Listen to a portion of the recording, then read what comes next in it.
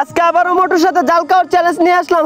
তোর যত ইচ্ছে তত জাল দে খাবারে, আমার জন্য এসব জাল খাবার খাওয়া কোনো বিষয় না।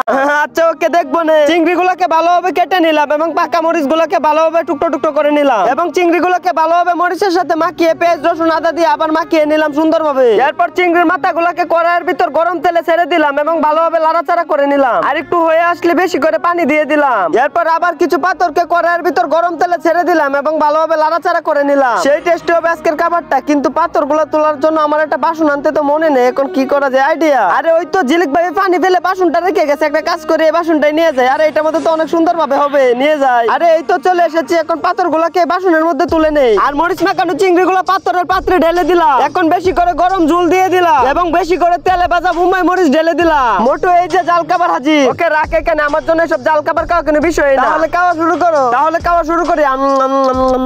কি জাল রে, এইসব আমার জন্য কোনো বিষয় না।